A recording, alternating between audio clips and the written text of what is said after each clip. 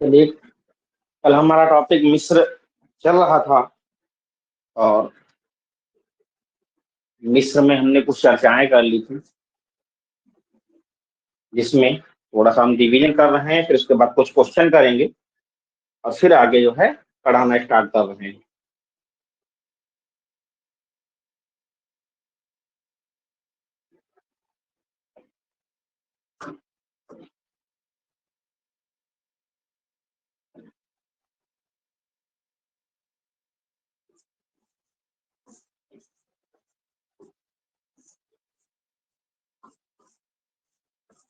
मिस्र की कला, इस पर कल हमने चर्चा की थी और हमने बताया था मिस्र का जो इतिहास है वो 1 से 30 राजवंश तक का इतिहास रहा है।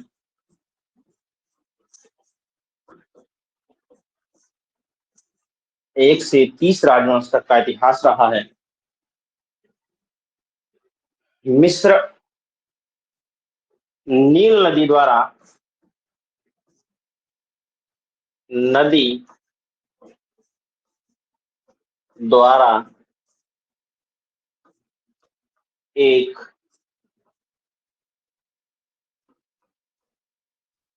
सिंचित प्रदेश है बेटा। हमने बताया था लाल सागर, भूमध्य सागर और लीबिया के मरुस्थल और नील नदी से घिरा हुआ ये संपूर्ण क्षेत्र, ठीक है। मिस्र भौगोलिक दृष्टि से बहुत इंपॉर्टेंट है, बहुत सर्वाधिक उपजाऊ। ये सोच लीजिएगा कि मध्य एशियाई क्षेत्र में अगर देखा जा रहा, यूरोप से सटा हुआ, तो सबसे ज्यादा अगर उपजाऊ क्षेत्र माना जाता था तो नील नदी माना जाता था। ये मिस्र माना जाता था, नील नदी का सिंचित क्षेत्र। और इतिहासकार इतिहासकार हेरो डोटस ने मिस्र को मिस्र को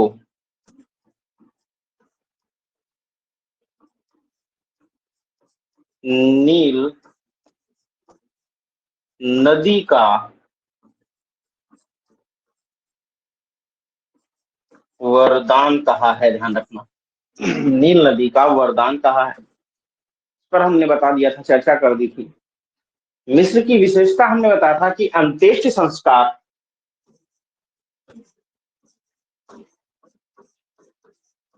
अंत्येष्टि संस्कार से जुड़ी है।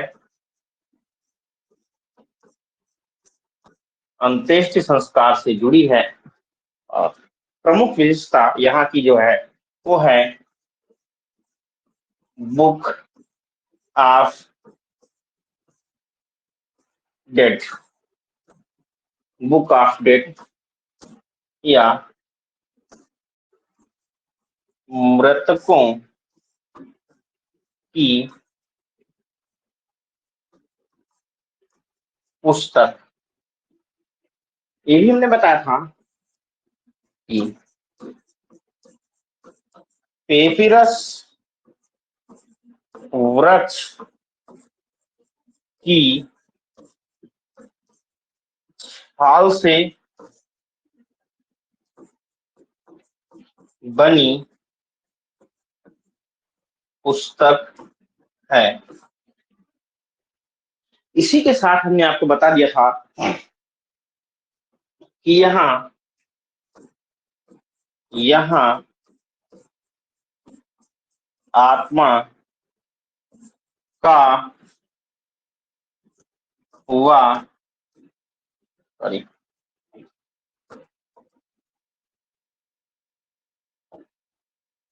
का व बा का व बा का, ठीक है, जिक्र किया गया है।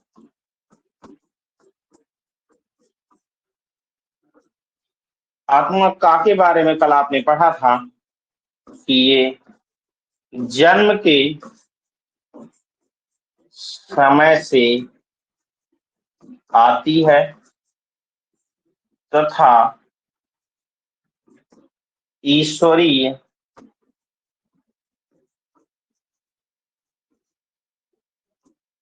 न्याय के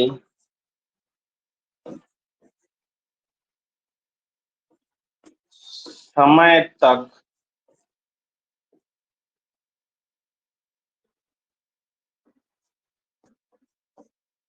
मानव शरीर में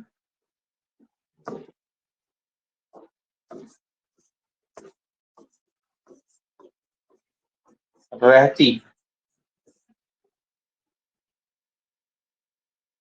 नेपोलियन भारत में आए, वापसी के समय हमने आपको बता दिया था कि मुख्यतः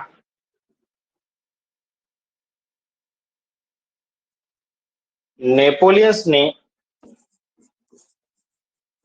रोजेता शिला की खोज की थी। एक यंग और शैम्पोलियन का जो है जिक्र आता है कि इन्होंने रोजेता शिला की लिखी हुई गुत्थी को समझाया। और रोजेता शिला पर हमने बताया था कि कल मुख्यतः इस लिपि का मुख्यतः पवित्राक्षर लिपि का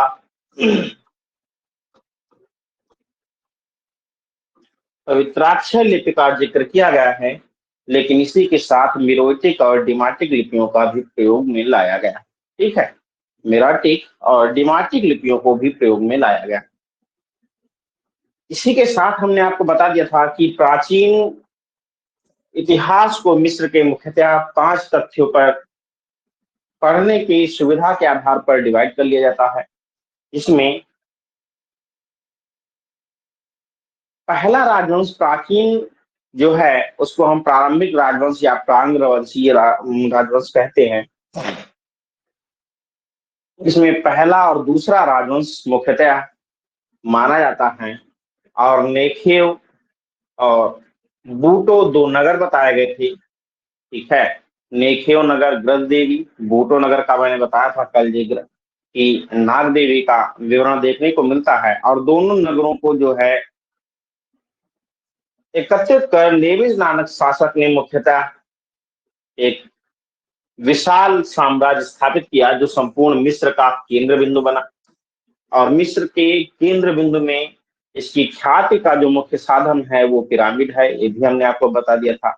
और हमने कहा था कि प्रथम राजवंश में तो केवल और केवल राजवंश का उत्थान दिखाया गया है, लेकिन कलात्मक दृष्टि से तीसरे से छठे राजवंश और 14वां राजवंश और उसके बाद 18वें से 20वां राजवंश कला की दृष्टि से इंपॉर्टेंट, जिसमें से कल हम पहले राजवंश प्रथम प्रथम राजवंश तक चर्चा कर चुके थे। और इसी के साथ समझा चुके थे आपको हम प्राचीन राजवंश जो तीसरे से छठा राजवंश कहलाता है, ओल्ड किंगडम कहलाता है, ओल्ड किंगडम कहलाता है, उस पर भी चर्चा हम कर चुके थे। इसका हमने आपको बताया था कि सर्वाधिक ख्याति प्राप्त तृतीय राजवंश का शासक जो था सम्राट जोसर था। और सम्राट जोसर को पिरामिड युग का जन्मदाता कहा जाता है। पिरामिड पर भी मैंने चर्चा कर ली थी। हमने आपको बताया था कि सबसे पहला इसका स्वरूप था मकबरा, लेकिन कच्ची ईंटों से व्यवस्थित रूप में जब बनाया जाने लगा तो यह मस्तबा कहा जाने लगा। और इसका राजकीय विशाल स्वरूप जब बना तो हमने आपको बताया था कि यह पिरामिड के रूप में उभरा। और सर्वप्रथम पाषाण, ठीक है, माध्यम में या पाषाण या पत्थरों को प्रयुक्त करके बनाया गया जो पिरामिड है वो सम्राट जोसर का पिरामिड है। इसलिए पाषाण स्थापत्य का जन्मदाता भी सम्राट जोसर को कहा जाता है। सक्कारा में पिरामिड बना हुआ है। ठीक, सक्कारा में पिरामिड बना हुआ है। और पाषाण स्थापत्य का या पिरामिड युग का जन्मदाता भी सम्राट जोसर को कहा जाता है। इसी के साथ हमने कल जिक्र कर दिया था खुफू और खफरे और मैकुरे के पिरामिडों का। खुफू और खफरे और मैकुरे के पिरामिडों पर हमने बताया था कि चतुर्थ राजवंश में जाते हैं। ठीक है, चतुर्थ और पंचम राजवंश के राजा माने जाते हैं, शासक माने जाते हैं। इनके बारे में मैंने आपको बता दिया था कि खुफू और खफरे और मैकुरे के पिरामिडों को मुख्यतः खोजने का श्रेय दिया जाता है। ठीक है, खोजने का जो श्रेय जाता है उसके भी बारे में मैंने कल चर्चा कर दी थी। कौन थे, याद है किसी को?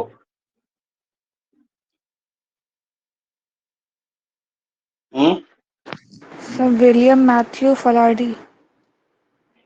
विलियम मैथ्यू फ्लांडर्स पेट्री, पूरा नाम याद रखना। William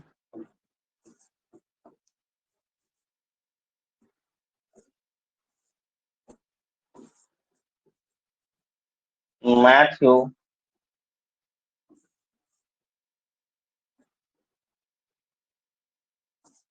Flanders Petrie. William Matthew Flinders Petrie को जाता है। खुफू का पिरामिड गीजा नामक स्थान पर स्थापित होने के कारण इसको गीजा का पिरामिड कहा जाता है। सर्वाधिक विशाल है। खफरे का पिरामिड अलंकरण रूप में जो है खुफू के पिरामिड से श्रेष्ठ माना जाता है। और खफरे के पिरामिड के सामने ही विशाल स्फिंक्स की प्रतिमा बनी हुई है। स्फिंक्स मतलब शरीर मानव का और शेर शेर का है। ठीक है, जो 10 बाई 10 की चौड़ान में बनाया गया है, इंपॉर्टेंट है, इसके भी बारे में हमने बता दिया था। उसके बाद अंतिम शासक मैकुरी के पिरामिड पर हम चर्चा कर चुके थे। मतलब कुल मिलाकर के अगर देखा जाए तो मिस्र की सभ्यता पर मैंने कल विधिवत फिरोजा है तुथमोस नामक शिल्पी के द्वारा बनाई गई। ठीक है, रानी नेफरतिति का धड़ रंजित पर रहा पाषाण में बना हो, चाहे हमने बताया था अखनाटेन और उसका परिवार हो काहिरा संग्रहालय में। ठीक है, बर्लिन म्यूजियम इंग्लैंड में रानी नेफरती का धड़ संग्रहित है। इसके बारे में एक एक चीज मैंने कल आपको बाय लेक्चरर समझा दिया था। एक एक चीज बस केवल हम कर रहे थे रिवीजन।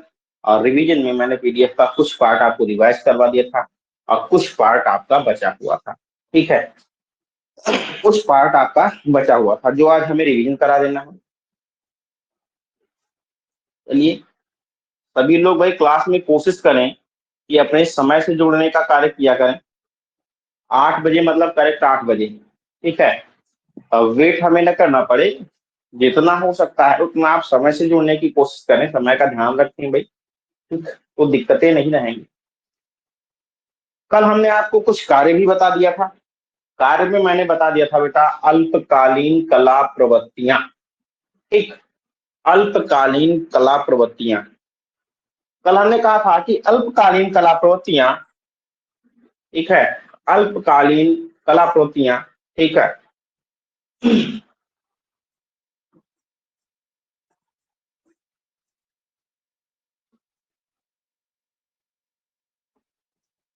कालीन कला प्रवृत्तियां, ठीक है, शॉर्ट टाइप। ठीक,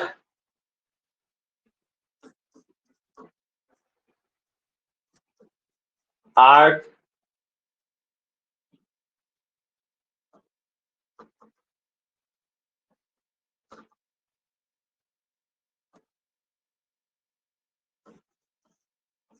आर्ट, ठीक है, शॉर्ट टाइम आर्ट ट्रेंड्स।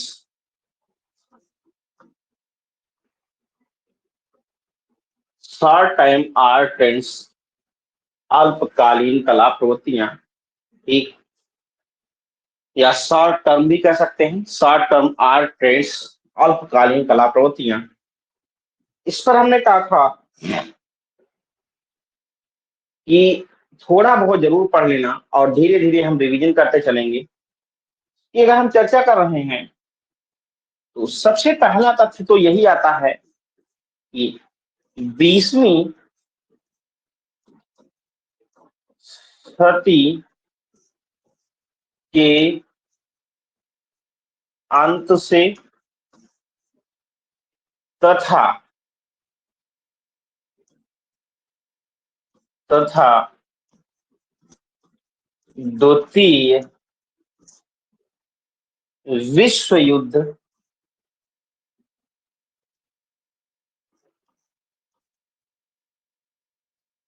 युद्ध के समय में पल्लवित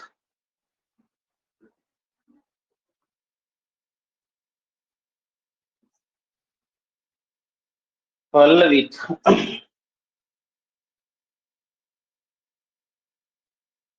कला शैलियों को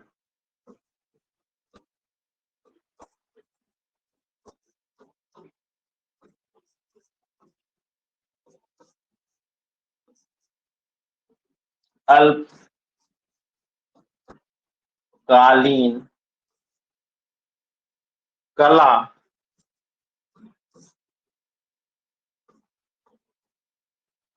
प्रवृत्तियां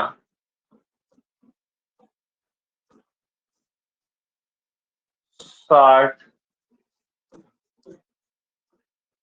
टर्म आर्ट ट्रेंड कहा जाता है।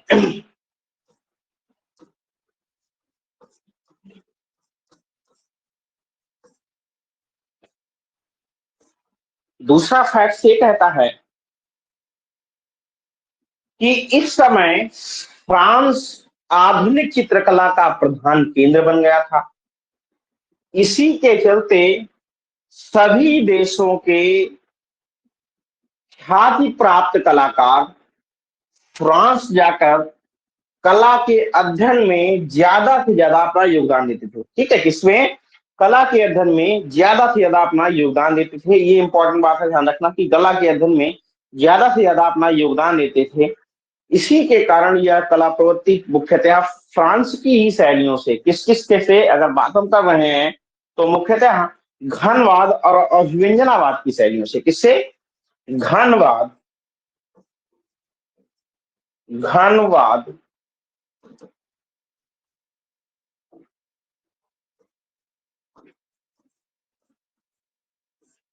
व अभिव्यंजनावाद की शैलियों से सर्वाधिक प्रेरणादायक रही हैं अल्पकालीन शॉर्ट टर्म्स कला प्रवृत्तियां। विशेषता क्या रही है कि इस समय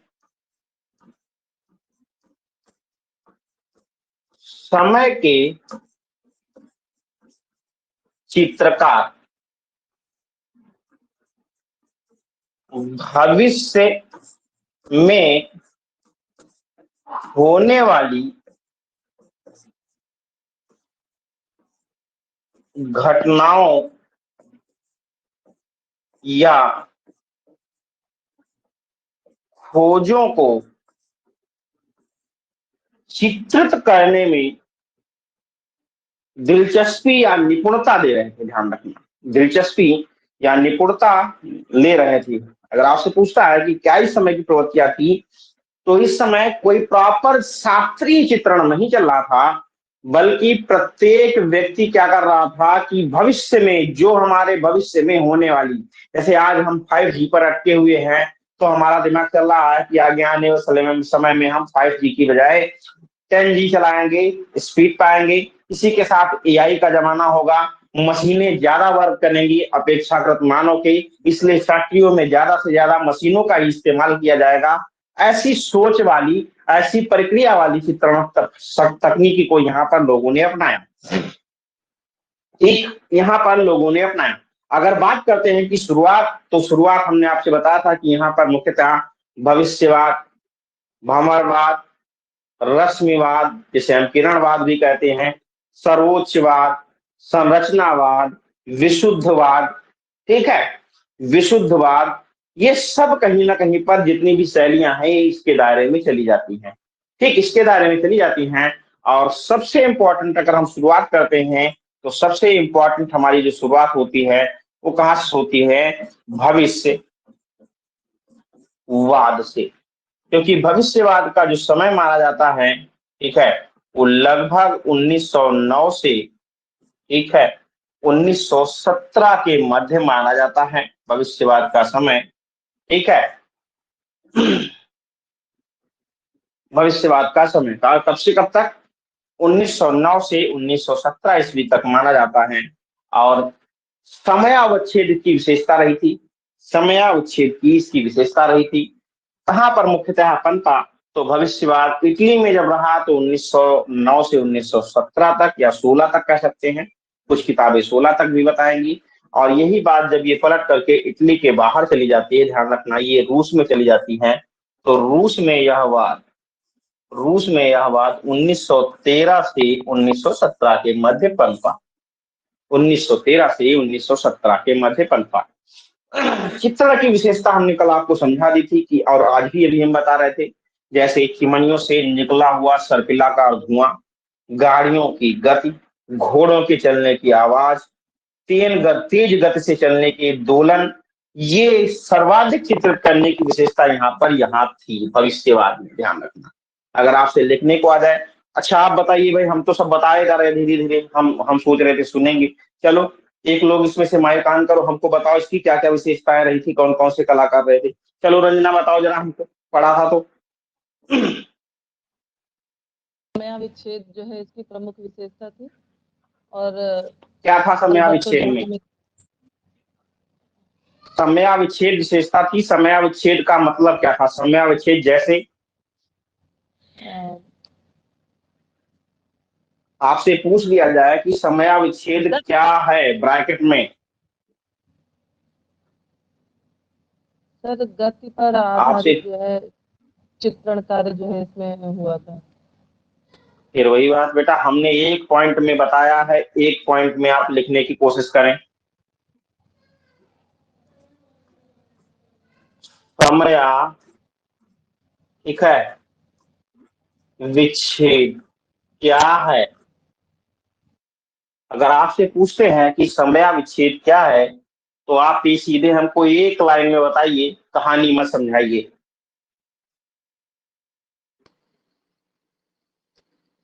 गत्यात्मिकता सर।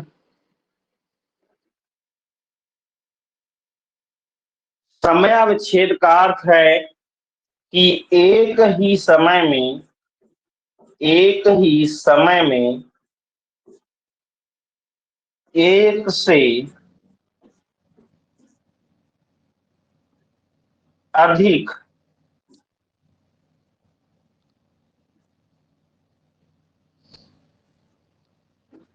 घटनाओं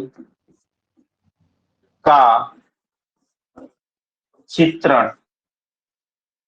फॉर एग्जाम्पल यही चीज है, बस यही चीज हम आपको बता रहे हैं कि जब तक आप बुक नहीं पढ़ेंगे, बुक की एक एक लाइन को नहीं समझने की कोशिश करेंगे, बेटा आप लिख करके आएंगे, ठीक है, आ गया भविष्यवाद के बारे में बताइए, आप लिखेंगे भविष्यवाद की प्रमुख विशेषता समयाविच्छेद है।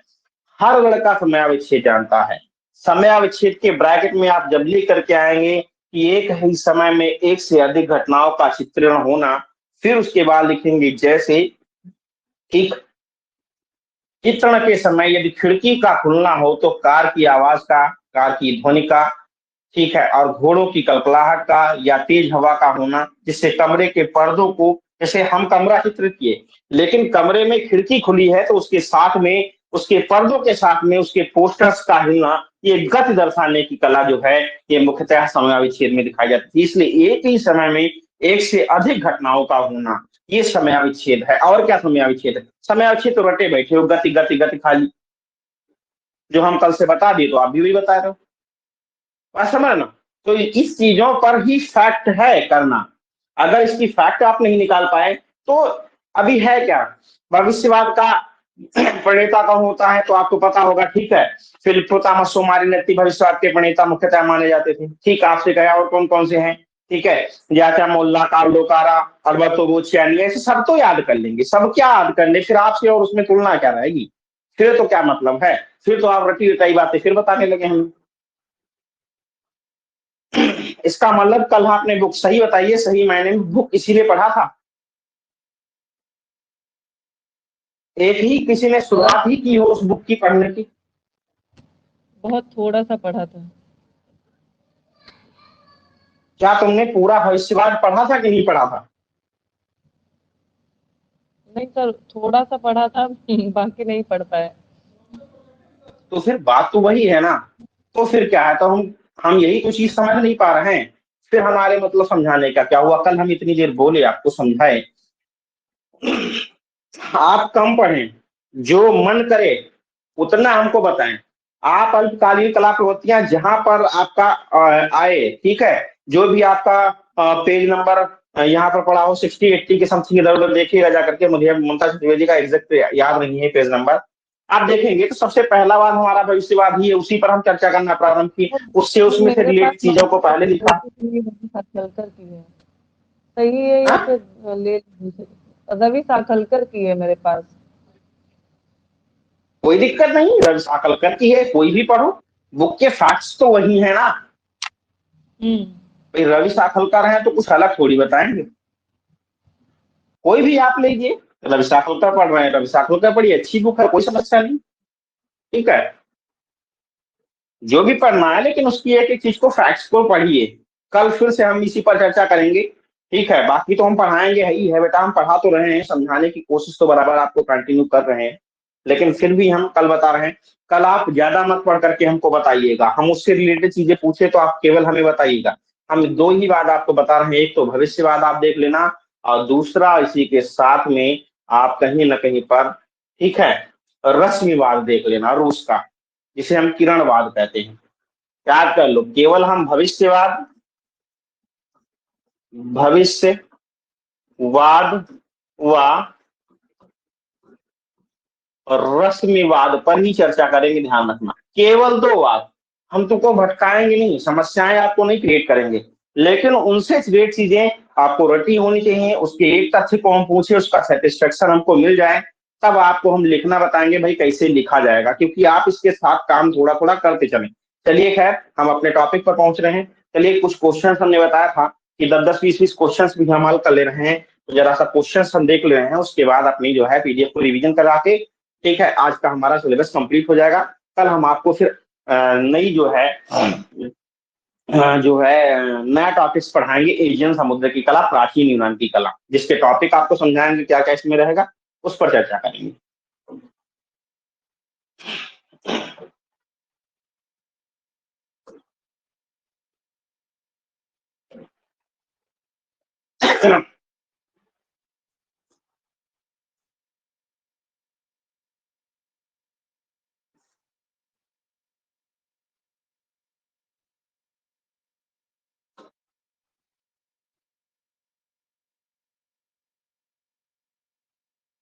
चलिए, इसका टॉपिक बहुत स्लो चलेगा, कला का टॉपिक ज्यादा चलेगा, इतिहास का टॉपिक बहुत स्लो, जब तक आप एक एक चीज को, क्वेश्चंस को रट नहीं लेंगे, तब तक अगला टॉपिक नहीं पढ़ा जाएगा। अभी 20-20, 30-30 क्वेश्चन के आपको सेक्टर कराए जाएंगे, कम से कम मान के चलिए 20-30, नहीं तो 20-30 तो 10-12 तो जरूर, 10 तो जरूर आपको कराने पड़ेंगे, 10 दूना 20, कम से कम 200 क्वेश्चन तो आपको कराने ही कराने रहेंगे, ध्यान रखना। चलिए, पहला क्वेश्चन ही हमारा है, 1857 का विद्रोह कहां से प्रारंभ हुआ था?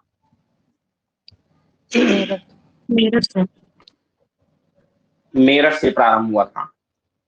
1857 के विद्रोह का वास्तविक कारण क्या था?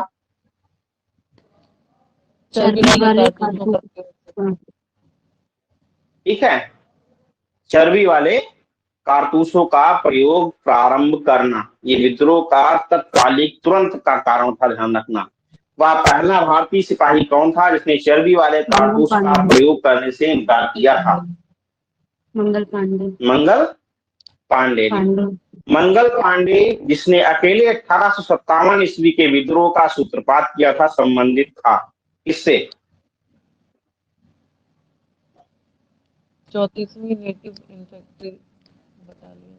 हाँ ठीक है, 34वीं नेटिव इन्फेंट्री से, कल हम बता रहे थे, ध्यान रखिएगा। ठीक है, 34वीं नेटिव इन्फेंट्री से मुख्यतः संबंधित रहे थे। ठीक है, मुख्यतः संबंधित रहे थे। बेगम हजरत महल ने 1857 के विद्रोह का नेतृत्व निम्नलिखित में से किस शहर से किया था? लखनऊ। ठीक है, लखनऊ से किया था। ठीक है, लखनऊ से किया था, ध्यान रखना, लखनऊ से किया था। 1857 के विद्रोह के समय भारत का गवर्नर जनरल कौन था? Lord Canning.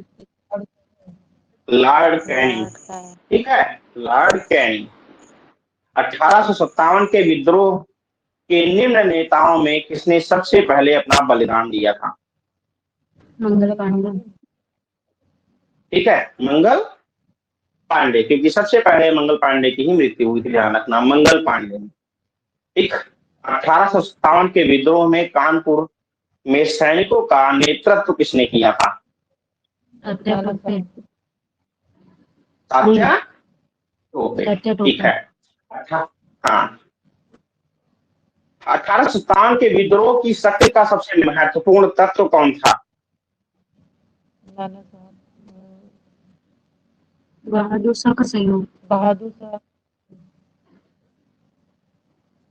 कल हमने बताया था कि सहयोग नाना साहब ने भी किया था, सहयोग बहादुर शाह ने भी किया था, सहयोग झांसी की रानी ने किया था, लेकिन सबसे मुख्य तत्व क्या था? हिंदू मुस्लिम एकता। ठीक है। इस पहले विद्रोह में पहली बार हमको भारत में हिंदू मुस्लिम एकता का सबसे बड़ा पर्याय दिखा। इसमें कोई भिन्नता नहीं थी, इसलिए ध्यान रखना इंपॉर्टेंट इसमें क्या है? हिंदू मुस्लिम एकता। ठीक है, हिंदू मुस्लिम एकता, ध्यान रखिएगा।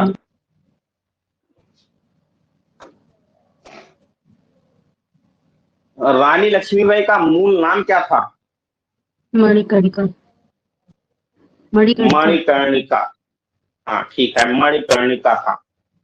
भारत में शिक्षित मध्यम वर्ग ने क्या नहीं किया था 1857 के क्रांति में?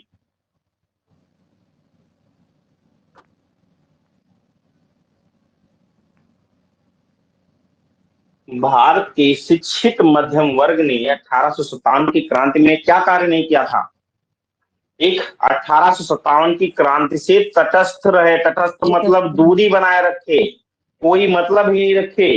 ठीक है, विद्रोह किया नहीं किया, समर्थन किया नहीं, मतलब कोई मतलब ही नहीं रखा। विद्रोह विरुद्ध संघर्ष किया ये भी नहीं किया। तटस्थ मतलब जैसे कि भारत में कोई भी कार्य हो रहा हो लेकिन उनसे हमें कोई मतलब ही नहीं हो उस कार्य से।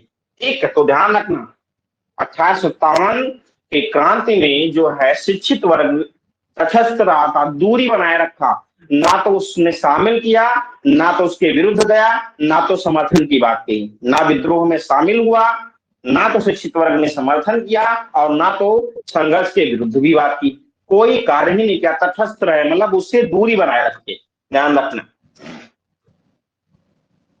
अगला कह रहा है निम्नलिखित कथनों पर विचार कीजिए। मंगल पांडे बैरकपुर बंगाल स्थित 34वीं नेटिव इन्फेंट्री का सिपाही था। बिल्कुल सही बात है, आपको पता है, अभी आपने यस किया था। वह पहला भारतीय सिपाही था जिसने एनफील्ड राइफल जिसमें चर्बी लगे कारतूस का प्रयोग होता था का प्रयोग करने से इनकार किया था। बिल्कुल सही बात है ये भी। मंगल पांडे ने 29 मार्च 1857 को सार्जेंट मेजर अजसन की गोली मारकर हत्या की तथा लेफ्टिनेंट बो, ध्यान रखना नाम दोनों याद कर लीजिएगा, सार्जेंट मेजर ठीक है, अजसन, सार्जेंट मेजर अजसन की गोली मारकर हत्या तथा लेफ्टिनेंट बो को तलवार से मार दिया था। लेफ्टिनेंट बो को तलवार से मार दिया था। बिल्कुल सही बात है ये भी। ठीक, विद्रोह के आरोप में मंगल पांडे को 8 अप्रैल 1857 को फांसी की सजा दी गई। ठीक, फांसी की सजा दी गई। बिल्कुल सही है। ठीक, तो ये भी सही है, 2 भी सही है, 3 भी सही है और 4 भी सही है। उपयुक्त में से सभी जो है कथन हमारे सही हैं। तो आंसर क्या हो जाएगा? 1, 2, 3 व 4 सभी सत्य हैं। ठीक है, सभी सत्य हैं, ध्यान रखना। 1857 की क्रांति के समय ब्रिटेन का प्रधानमंत्री कौन था? Lord Palmerston. ठीक है, लॉर्ड पामस्टन। ठीक है, लॉर्ड पामस्टन। लॉर्ड पामस्टन कह रहा है सुमेलित कीजिए, और सुमेलित में क्या कह रहा है कि विद्रोह के क्षेत्र और विद्रोह का नेता।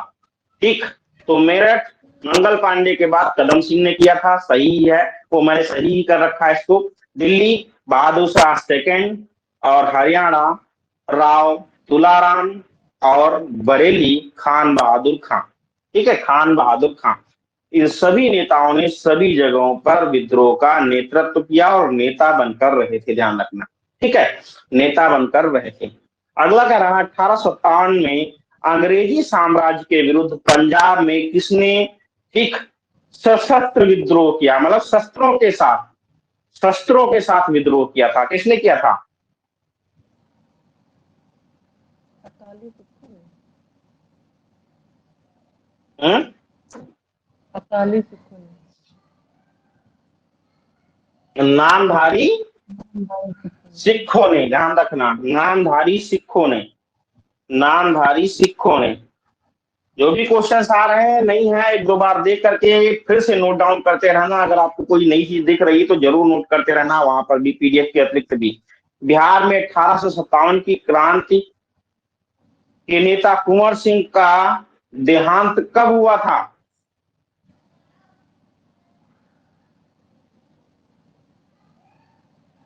17 जून 1858।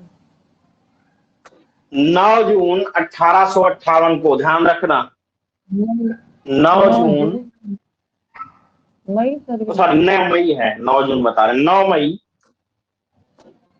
9 मई 1858 को, 9 मई 1858 को, ठीक है। अंग्रेजी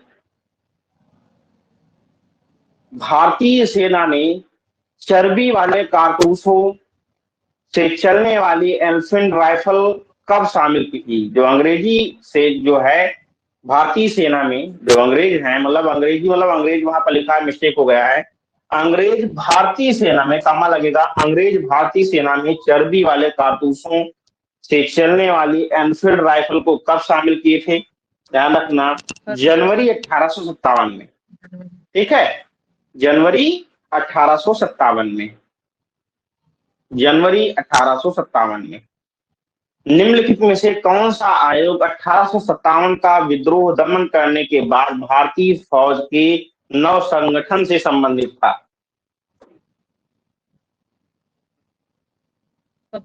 भारतीय फौज की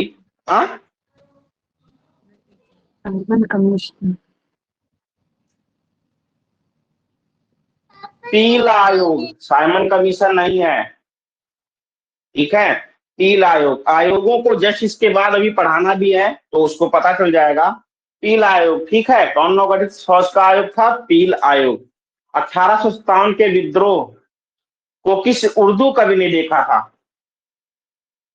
मिर्जा गालिब। मिर्जा गालिब, ठीक है। 1857 के विद्रोह को किस उर्दू कवि ने देखा था? तो मिर्जा गालिब ने देखा था, ध्यान रखिएगा। निम्नलिखित में से कौन 1857 के विद्रोह में अंग्रेजों का सबसे कट्टर दुश्मन था?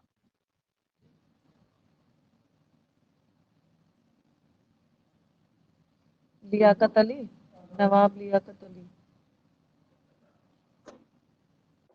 मौलवी अहमदुल्ला शाह, मौलवी अहमदुल्ला शाह, ध्यान रखिएगा, मौलवी अहमदुल्ला शाह, ठीक है, मौलवी अहमदुल्ला शाह। एक जगदीशपुर के राजा थे, तो हम बताए थे जगदीशपुर के राजा बिहार के थे, कौन थे? कुंवर सिंह, ठीक है। जगदीशपुर के राजा थे बिहार के कुंवर सिंह। 20 क्वेश्चन हो गए, 20 क्वेश्चन आप आराम से हल करते रहेंगे। जब आपको पूरा फैक्ट आएगा, आपको याद होने लगेगा। देखो अब धीरे धीरे आ रहे हैं, अब क्वेश्चन आ जाएंगे। अभी 2-4 दिन में जो है जितने भी क्वेश्चन आपके लूसेंट वगैरह से सब दिए हुए हैं, आए हुए क्वेश्चन भी हैं, ठीक है, वो सब हल करा देंगे धीरे धीरे करके। और धीरे धीरे अगर आप देखेंगे तो 1857 की क्रांति से फिर कोई गलत क्वेश्चन नहीं होगा। एक तो 5 टॉपिक हमने बताए थे कि आधुनिक के मुख्य 5 टॉपिक हैं शुरुआत में। इसके बाद हमारा जो जाएगा वो कौन सा जाएगा? हमने बताया था कि जनजातीय किसान आंदोलन, जनजातीय व किसान आंदोलन। दूसरा टॉपिक जाएगा, ठीक, जिसमें हमने आपको बताया था कि संथाल विद्रोह, चाहे नील विद्रोह, ठीक है, चाहे बिरसा मुंडा विद्रोह हो या मुंडा विद्रोह जिसको कहा जाता है, ठीक है, वो हो, चाहे एका विद्रोह हो, ठीक, कोई भी हो, ठीक है, चाहे मालाबार विद्रोह हो, इन सबको एक तरफ से आपको पढ़ाएंगे और उससे रिलेटेड भी क्वेश्चन आपको धीरे धीरे कराते रहेंगे। तो धीरे धीरे एक एक टॉपिक हमारा कवर भी होता रहेगा। 1857 धीरे धीरे आप कवर कर रहे हैं। भाई ये नहीं है कि यहाँ हल कर लिए हैं फिर उसके बाद हम देखें, नहीं, इसकी पीडीएफ भी मिल जाएगी आपको। जो क्वेश्चन आपको हल कराए जाएंगे उसकी पीडीएफ भी मिल जाती रहेगी बराबर। आप वहां पर भी 1-2 बार आप निकाल करके भी पढ़ सकते हैं और चाहे ऐसे वीडियो भी देख सकते हैं बीच बीच में, ताकि ये समस्या ना रहे कि हमें कुछ पढ़ नहीं पाए। ठीक है, चलिए, और आपका जो है कंप्लीट हम करा रहे हैं।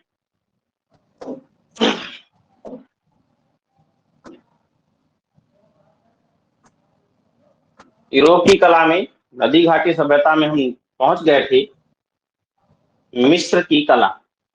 ठीक है, मिस्र की कला। चलिए, मिस्र की कला पर हम चर्चा कर रहे हैं। मिस्र की कला पर यहां पर हम पहुंच गए थे प्राचीन राजवंश में, ओल्ड किंगडम। अभी हम आपको समझा भी लाए थे और इससे रिवीजन भी अच्छे से करते रहना है। ओल्ड किंगडम, आज इसकी भी पीडीएफ आपको प्रोवाइड हो जाएगी और दोनों को निकाल करके कल तक कंप्लीट कर लीजिएगा। कल इससे क्वेश्चन भी हम बना करके आपको देंगे। जो टॉपिक्स होते रहेंगे बेटा, उससे हम सोच रहे हैं कि उससे भी क्वेश्चन आपको कराते साथ में चलें। जो वैकल्पिक क्वेश्चन है या थ्योरिकल भी क्वेश्चन जो बन सकते हैं, उनको भी कोशिश करेंगे कराते चले साथ साथ में, और आराम आराम आराम से पढ़ते चलेंगे। बाद में जल्दबाजी का कोई नहीं रहेगा कि हाँ भाई क्वेश्चन हमको नहीं पता कैसे क्वेश्चन आया। तो नए भी हैं वो भी कवर करते रहेंगे, जो है इसको इतना भी ये कवर कर रहेंगे, और पुराने तो सब लोग हैं ही, तो वो तो अच्छे से और रिवीजन भी हो जाएगा। तो क्वेश्चन भी सोच रहे हैं कि चलता चलाते चलेंगे। एक एक बात हमने बता दी है, बस आपको रिवीजन करना है। यहाँ पर इस काल में स्थापत्य कला का अत्यधिक विकास हुआ। बिल्कुल सही बात है, क्योंकि हमने क्या कहा था कि इसी जो है ओल्ड किंगडम, प्राचीन राजवंश में ही सम्राट जोसर का काम सबसे पहले है और पिरामिड का निर्माण यहीं से शुरुआत होता है, इसलिए सबसे इंपॉर्टेंट बात है। तो कह रहा है कि इस काल में स्थापत्य कला का अत्यधिक विकास हुआ और इसी कारण इस काल को पिरामिड युग या फारोह युग, फारोह बेटा क्या कहा जाता है? फारोह मतलब जो मिस्र में राजवंश में राजा हुआ करते थे, यहाँ पर राजा को राजा ना कह करके बल्कि क्या कहा जाता था? फारोह कहा जाता था। ध्यान रखिएगा, फारोह कहा जाता था। तो राजा ना रहा करके बल्कि फारोह कहा जाता था। तो कह रहा है कि इसी कारण इस काल को पिरामिड युग का, पिरामिड युग तथा फारोह को पिरामिड निर्माता कहा जाता है। यहाँ के जितने भी राजा थे उनको क्या कहा जाता था? पिरामिड निर्माता कहा जाता था। तृतीय राजवंश का प्रथम महान शासक सम्राट जोसर था। कल से हम बराबर इस पर चर्चा कर रहे हैं। तृतीय राजवंश का महान शासक सम्राट जोसर था। जोसर वह प्रथम फारोह था, प्रथम फारोह था जिसने पिरामिड बनाने की कला का विकास किया, जिसने पिरामिड बनाने की कला का विकास किया। इसे स्थापत्य, इसे पाषाण स्थापत्य का जन्मदाता कहा जाता है। इसे पाषाण स्थापत्य का जन्मदाता कहा जाता है। वेरी इंपॉर्टेंट क्वेश्चन है, कई बार पूछा भी गया है, ध्यान रखिएगा। मिस्र का वास्तविक इतिहास, मिस्र का वास्तविक इतिहास प्राचीन राजवंश से प्रारंभ होता है। इस काल में तीसरे राजवंश से, इस काल में तीसरे राजवंश से छठे राजवंश तक शासकों ने लगभग 500 वर्षों तक शासन किया, लगभग 500 वर्षों तक शासन किया। जोसर प्रथम फारोह था जिसने पिरामिड बनाने की कला का विकास किया। बार बार इसका जिक्र आएगा और ये कोई क्वेश्चन गलत मत करके आए, ध्यान रखना। हम एक बात को कम से कम 10 बार गिनाए हैं, ठीक है। अगला पॉइंट कह रहा है कि इससे पूर्व धूप में सुखाई गई ईंटों, इससे पूर्व धूप में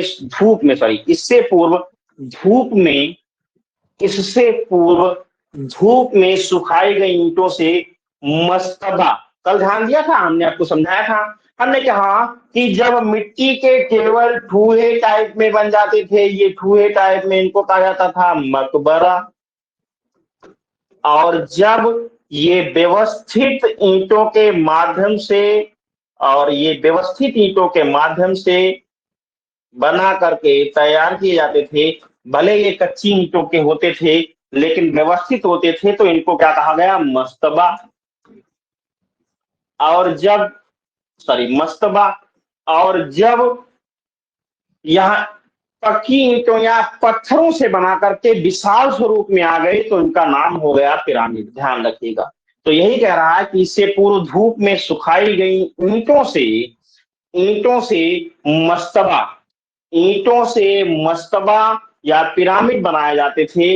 जोसर ने मेम्फिस में 38 फीट ऊंची तथा 227 फीट चौड़ी समाधि का निर्माण कराया था। कहां पर? अपनी राजधानी मेम्फिस में।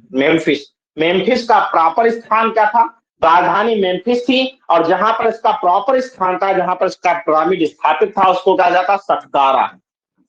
सक्कारा याद रखना, सक्कारा।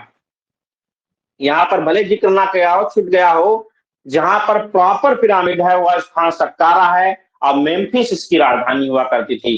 तृतीय राजवंश का अंतिम शासक नेफ्रू था। नेफ्रू, ठीक है। तृतीय राजवंश का अंतिम शासक नेफ्रू था। छोटाओं की मात्रा छूट गई है, ध्यान दीजिएगा। नेफ्रू था, नोट्स पर लिखिएगा तो नेफ्रू लिख लीजिएगा।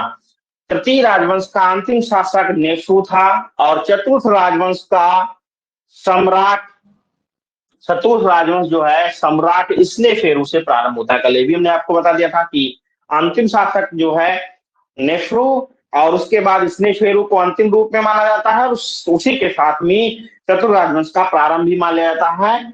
कौन था वो? स्नेफेरू, ठीक है, स्नेफेरू था, ठीक है, जिसका समय लगभग 2613 से 2589 ईस्वी तक माना जाता है। इसके 3 उत्तराधिकारी थे, खुफू, खफरे तथा मैकुरे। चतुर्थ राजवंश में स्नेफेरू के 3 उत्तराधिकारी थे। कौन कौन से थे? खुफू, खफरे, मैकुरे, 3 उत्तराधिकारी थे। इनकी प्रसिद्धि प्रायः उनके द्वारा सा बन गया है, द्वारा होगा, बनाए, ठीक है। इनकी प्रसिद्धि प्रायः उनके द्वारा बनवाए गए पिरामिडों की विशालता पर आधारित है। इनकी प्रसिद्धि प्रायः उनके द्वारा बनाए गए पिरामिडों की विशालता पर आधारित है।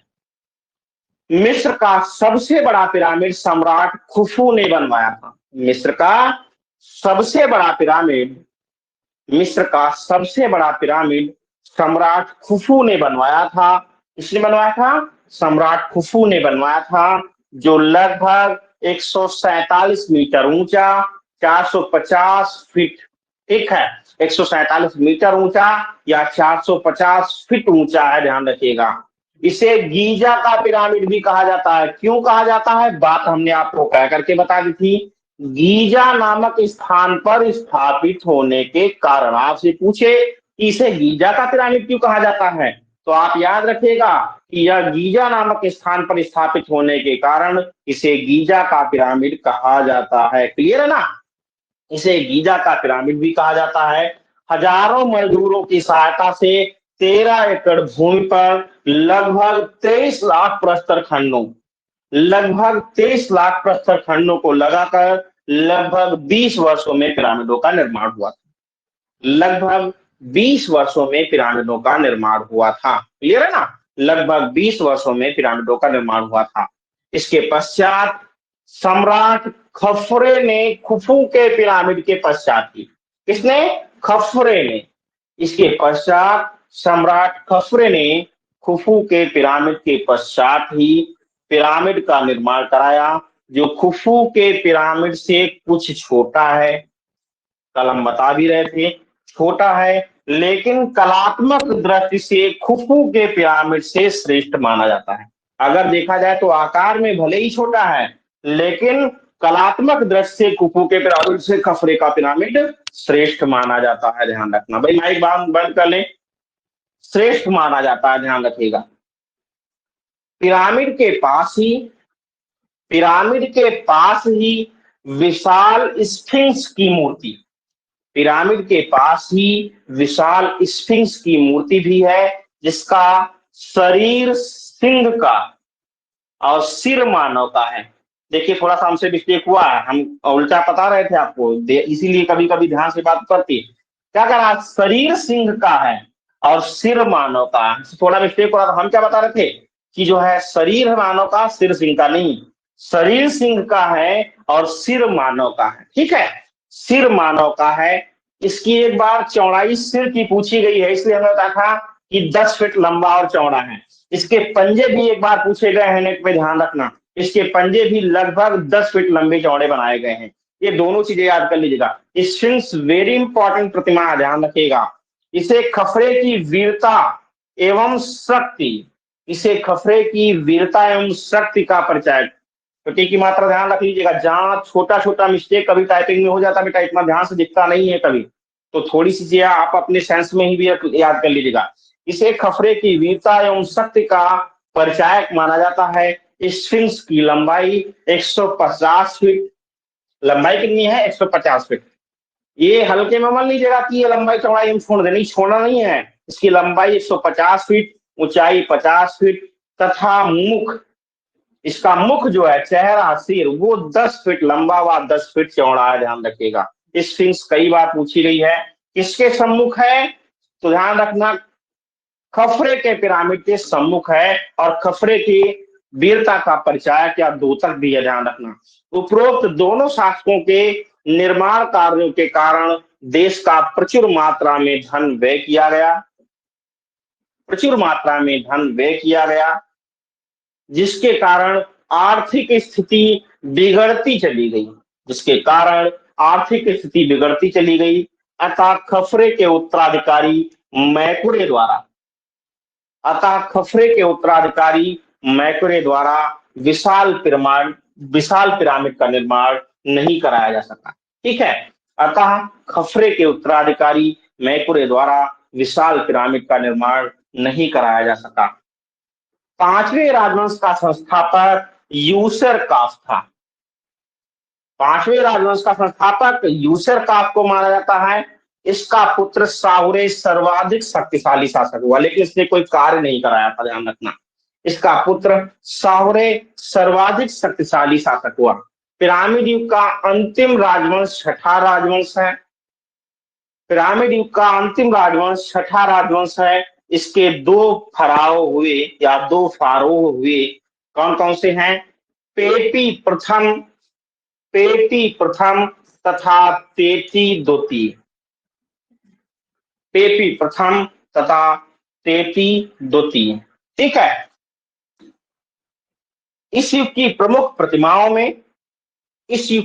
प्रतिमाओं में गीजा के पिरामिड से प्राप्त वजीर अनक हाफ की मूर्ति, गीजा के पिरामिड से प्राप्त वजीर अनक हाफ की मूर्ति 2700 ईसा पूर्व की है। चूना पत्थर को काटकर बनाई गई है।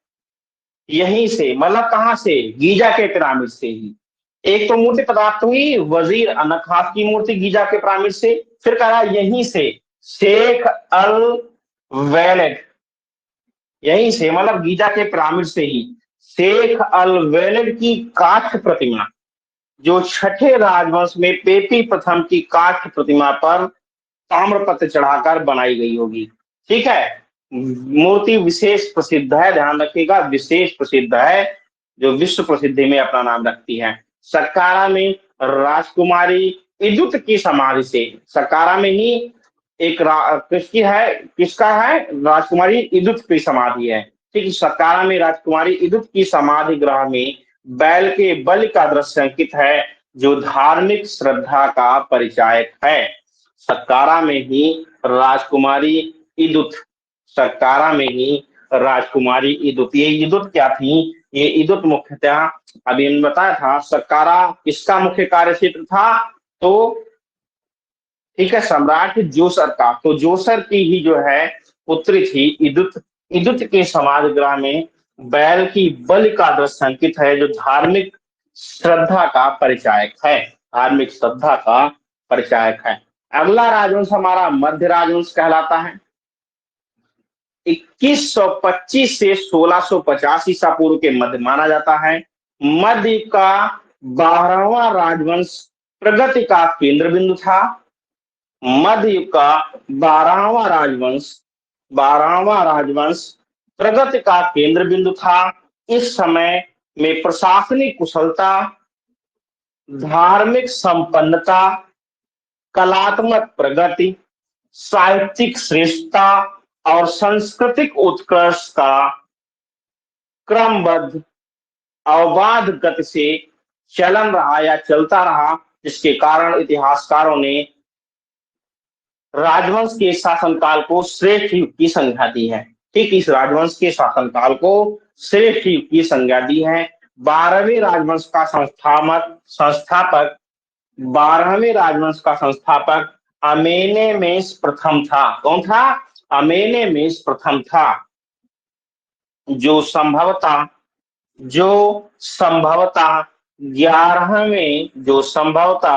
11वें राजवंश का अंतिम शासक या वजीर था। अंतिम शासक का वजीर था, ध्यान रखना, अंतिम शासक का वजीर था।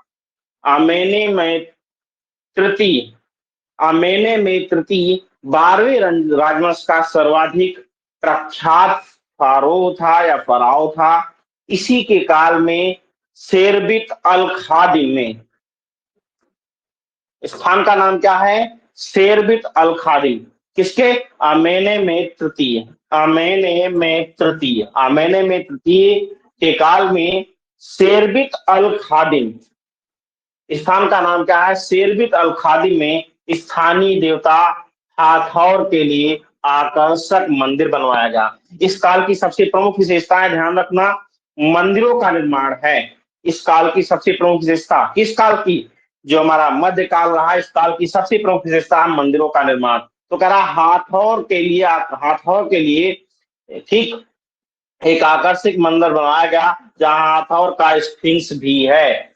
हवारा का पिरामिड भी इसी की विशेष देन है, जो अपनी उत्तम कलात्मकता के लिए विख्यात है। ध्यान रखना, हवारा का पिरामिड भी इसी युग की देन है, मध्य युग की देन है, जो अपनी उत्तम कलात्मकता के लिए प्रसिद्ध है। इन राजवंशों के अन्य उदाहरणों में जो इन राजवंश के द्वारा बनवाए गए मंदिर हैं, बेटा ध्यान रखिएगा, मंदिर पूछे गए नेट में। लश्कर का मंदिर आपसे कहे किस राजवंश के दौरान? हम कहेंगे 12वें, ठीक है, और 13वें और 14वें राजवंश के दौरान जो है मुख्यतः इन मंदिरों का निर्माण हुआ, जिसमें हमने आपको बताया कि मध्य युग कहा जाता है। इसमें लश्कर का मंदिर, करनाक का मेन मंदिर पूछा गया, ध्यान रखना, किसी का भी उठा करके नाम से पूछ सकते हैं आपसे। करनाक का मेन मंदिर, कप्तास का मौन मंदिर। ध्यान रखना, प्राचीन राजवंश की विशेषता उस समय के द्वारा बनवाए गए पिरामिडों के लिए है, और मध्य की विशेषता इस समय में बनवाए गए मंदिरों के लिए। ध्यान रखना, ये इंपॉर्टेंट बात है, ठीक है। डेलियोपोलिस मंदिर तथा बबुरितस का उर्बस्तेन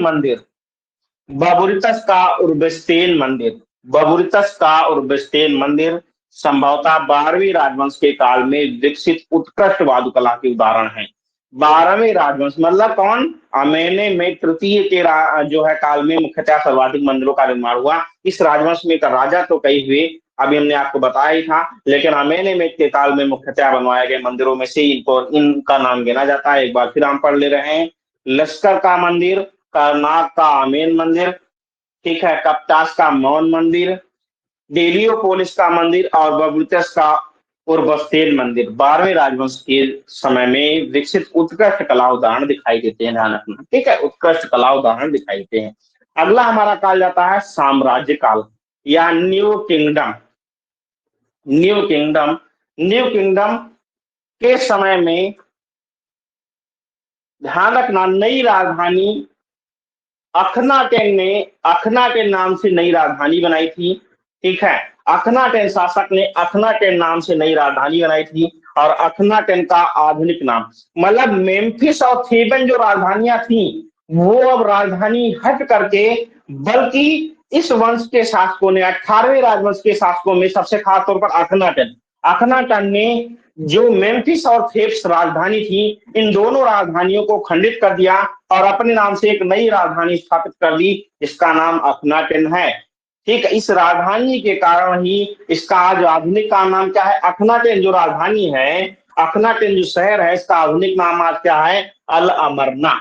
इसीलिए इस राजवंश को अल अमरना काल से भी जानते हैं। अगर आपसे पूछ ले कि भाई अल अमरना काल क्यों कहा जाता है, क्यों नई राजधानी अखनाटन बनाई गई और अखनाटन का आधुनिक नाम अल अमरना है, इसलिए इस काल को हम अल अमरना काल के भी नाम से जाने जाते हैं। क्योंकि अभी जब आप पढ़ रहे होंगे, ठीक है, अशोक की बुक और वहां पर लिखा होगा तूतन खामेन सॉरी रानी नेफरतिती का धड़ किस काल का बना हुआ है और सही होगा अल अमरना काल, तो आप हो जाएंगे कंफ्यूज। तो अल अमरना काल कोई काल नहीं बल्कि अखनाटेन द्वारा नई स्थापित की गई राजधानी है, इसका आधुनिक नाम अल अमरना है और वो इस राजवंश की विशेषता रही है, इसलिए इस राजवंश को अल अमरना काल कह दिया जाता है, ध्यान रखना। तो कह रहा है कि अहमोज प्रथम द्वारा स्थापित 18वें राजवंश के साथ ही मिस्र के इतिहास में प्रथम साम्राज्य काल का आरंभ होता है। साम्राज्य काल का आरंभ होता है, ध्यान रखना, साम्राज्य काल का आरंभ होता है। इनेमी काल का प्रथम प्रसिद्ध स्थापत्यकार था। छोटे छोटे पॉइंट है, ध्यान रखना। इस काल में इनेमी सबसे ज्यादा प्रमुख स्थापत्यकार था। हतशेपसुट हतशेपसुट हतशेपसुट विश्व की प्रथम पूर्ण सत्ता संपन्न शासिका थी। हस्तक्षेप जैसे हमारे यहाँ रजिया सुल्तान थी, वैसे विश्व की प्रथम पूर्ण सत्ता संपन्न शासिका अगर पूछा जा रहा है तो कौन सी है? हतशेपसुट। हतशेपसुट विश्व की प्रथम सत्ता संपन्न शासिका थी। थेब्स व मेम्फिस के मध्य मरुस्थल में अखनाटेन नाम से राजधानी का निर्माण किया। इसका आधुनिक नाम अल अमरना है। अभी हम बता ही रहे थे, इसका आधुनिक नाम क्या है? अल अमरना है। अल अमरना है। रानी नेफरतिती का धड़ या सिर, रानी नेफरतिती का सिर सबसे पहले रंजित पाषाण में बना है। यह इस काल की देन है। यह मूर्ति नेव्यू संग्रहालय बर्लिन, ठीक है, या बर्लिन म्यूजियम में, म्यूजियम का नाम क्या है? नेयू संग्रहालय बर्लिन में है। रानी नेफरतिती की मूर्ति तुथमोस नामक शिल्पी का भी नाम याद करिएगा, हम कल से आपको बराबर गिनाते चले आए हैं ये सब चीजें। तुथमोस नामक शिल्पी ने, रानी नेफरतिती का सिर किसने बनाया था? रंजित पाषाण में तुथमोस नामक शिल्पी ने बनाया था। रानी नेफरतिती का धड़ अल अमरना काल में ये भी बना हुआ है। इसका भी निर्माण तुथमोस के द्वारा ही मुख्यतः कराया गया था। अखनाटेन और उसका परिवार काहिरा संग्रहालय में है। अल अमरना काल की देन है, ध्यान रखना, अल अमरना काल की देन है, ठीक है, अल अमरना काल की देन है। तूतन खामेन अखनाटेन का दूसरा दामाद था जिसका विवाह एक अखनाटेन की तीसरी पुत्री अनछेने पाटेन से हुआ था, ठीक है, जिसने मिस्र की राजधानी अखनाटेन से पुनः थेब्स में स्थापित की थी। किसने? तो ठीक है, कितने? तूतन खामेन ने अखनाटेन की जो है राजधानी थी, अखनाटेन से मुख्यतः फिर से थेब्स में स्थापित कर ली थी और एमन के महान त्योहार को पुनः प्रारंभ कराया था।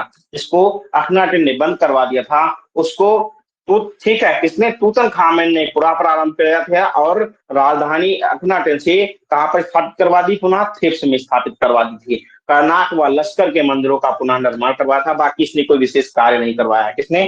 तूतन खामेन ने। बस क्या कार्य किया? तूतन खामेन ने अखनाटेन की राजधानी जो अखनाटेन नगर थी उससे फिर वापस करके कहां पर करवा दिया? थेब्स में करवा दिया। एमन का जो प्रसिद्ध त्योहार होता था उसको पुनः प्रारंभ करा दिया और कर्नाक व लश्कर के मंदिर जो बनाए गए थे उस समय वर्तमान में उनको पुनः फिर से, ठीक है, व्यवस्थित करने का कार्य कराया था। ठीक, हरेन हाथ की समाधि अल अमरना काल, सम्राट हरेन हाथ की समाधि अल अमरना काल में बनी हुई, ध्यान रखिएगा।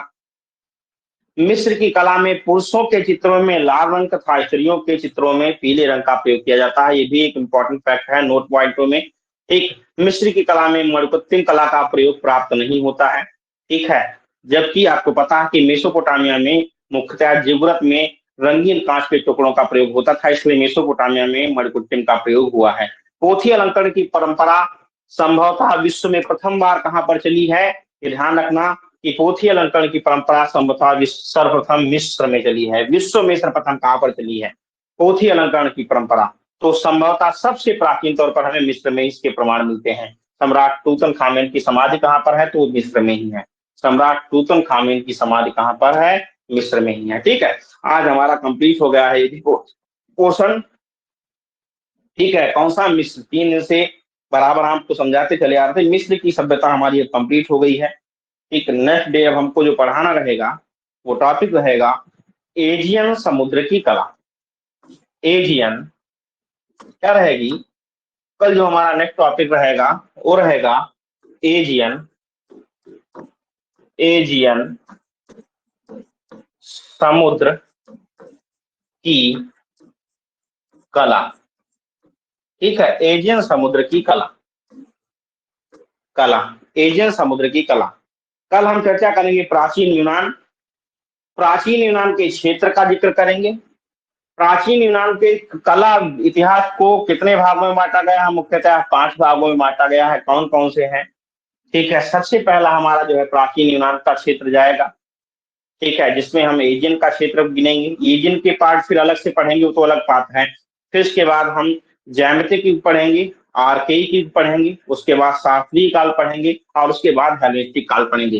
5 पार्ट पहले तोड़ेंगे, उसके बाद उन 5 पार्टों को फिर से तोड़ करके पढ़ना है। ठीक, तो ये हमारे हो जाएंगे सारे के सारे प्राचीन यूनान के। और उसके बाद इटली अलग, अलग एक स्थान है, अलग एक द्वीप है इटली, जहां पर हमारी इट्रस्कन और रोमन कला अलग से चलेगी, उस पर हम जिक्र करेंगे। तो फिलहाल कल हम जो जिक्र करने वाले हैं वो हम एजियन, आर्केइक युग, ज्यामितिक युग और इसी के साथ में हम शास्त्रीय कला और इसी के साथ में हेलेनिस्टिक युग का जिक्र करेंगे। हेलेनिस्टिक मतलब 31 ईसा पूर्व तक की कला, कब से लगा करके, शुरुआत से लगा करके 31 ईसा पूर्व की कला। 31 ईसा पूर्व के बाद यूनान को रोमन वालों ने, मतलब जो है रोम वालों ने अर्थात इटली वालों ने यूनान के संपूर्ण क्षेत्र को अपने अधीन कर लिया था। ये बात हम आपको बताएंगे और उसके बाद हम साम्राज्य काल पर जिक्र फिर करेंगे। तो कल सबसे पहले हम प्राचीन यूनान के अंतर्गत 5 कलाओं पर जिक्र करेंगे। ठीक है, समझाएंगे, कल 5 कलाओं का जिक्र करेंगे। ठीक है,